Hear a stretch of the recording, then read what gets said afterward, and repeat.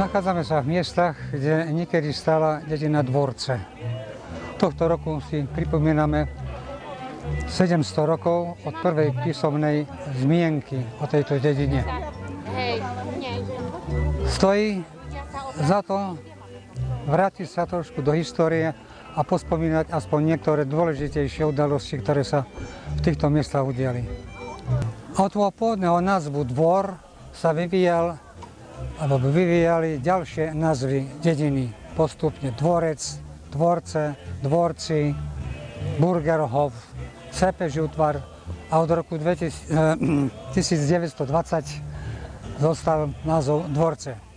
Dedina bola situovaná pod hrebeňom Levodských vrchov a musela znášať to kruté podnebie, ktoré tu vládlo. Cez to všetko sa vyvíjala a rozrastala. Postihli ju však niektoré udalosti, ktoré zasiahli do života občanov tejto dediny. Napríklad začiatkom 15. storočia prepadli dedinu vojska a dedinu vyplienili. Ale ožila, zostala ďalej. Začiatkom 18. storočia, tak ako na celom Spiši, aj Dvorce zasiahol mor. Mnoho ľudí zomrelo. Prekonali to obyvateľia. Žila dedina ďalej. V polovičke 19. storočia zasiahlo dedinu cholera. 12 ľudí zomrelo v tejto obci. Od dvoročného dieťaťa až po 80-ročného starca. Aj cez to sa dedina dostala. 20. storočie zasiahlo dedinu viacerými takýmito pohromami. V roku 1910 dedina prakticky vyhorela, pretože bola postavená prakticky z dreva v tomto horskom prostredí a zostali len asi 3 domy, ktoré požiar nezachvatil.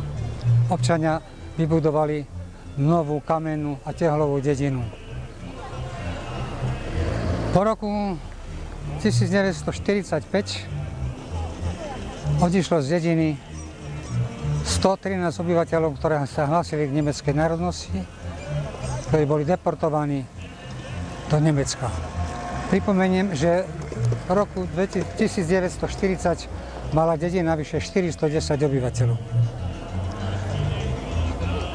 V roku 1949 vyšli prvé zákony, ktoré plánovali zriadiť v Levodských vrchoch vojenský výcvikový priestor. Dotklo sa aj Dvoriec. Začalo tzv. Presvedčovanie, agitovanie a vysťahovaniu. V máji 1952 odišla z Dvoriec posledná rodina. Dedina zostala osirela. Konečný pád dediny nastal v rokoch 1962 a 64, kedy bola zrovnaná so zemou. 2 kostoly padli, 2 školy padli a vyše 60 rodinných domov a hospodárskych budov. Týmto rokom sa vtedajší režim pokúsil Dvorce úplne vymazať z mapy. Po roku 1964 sme nemali možnosť sa dostať do týchto končín. Až v roku 1992 sme prvýkrát usporiadali stretnutie vtedy ešte vo väčšom množstve žijúcich obyvateľov Dvoriec. Odvtedy ubehlo 25 rokov a každý rok sa tu stretávame. Stretnutie, ktoré bolo dnes v týchto miestach, nám len zdôrazňuje to, že aký majú ľudia vzťah, či ešte priamo sa narodení obyvateľia z Dvoriec, ich rodinní príslušníci, ale i ďalší sympatizanti.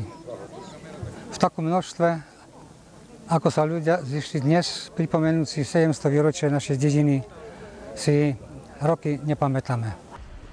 Myslíš nás, Bože, pôvodca našej spásy a upevni nás v nádeji, že pôsobením Tvojej sviatosti osláviš celé telo cirkvi, ako si oslávil jej hlavu Ježiša Krista, ktorý žije a kráľuje na veky vekov.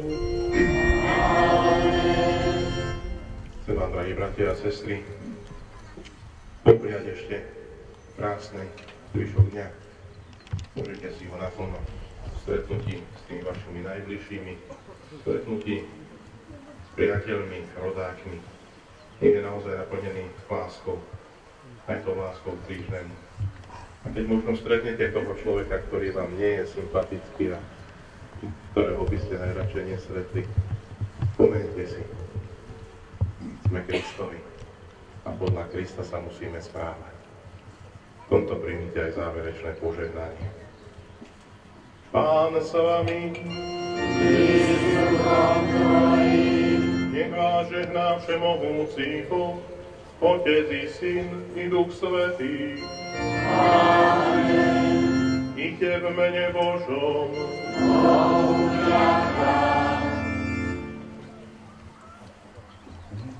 Vážení prítomní, dovolte, aby som na záver v mene nás všetkých poďakoval dôstojnému Pánovi za slúženie svätej omše. Prajem takisto nám všetkým príjemný pobyt v Dvorciach a verím, že v takom množstve, ako sme boli dnes tu nám stretneme. Dovidenia, príjemný deň. A máme jedného dvorca na viacej. Ja viem, že to tak. Grečku na brúši, v kraji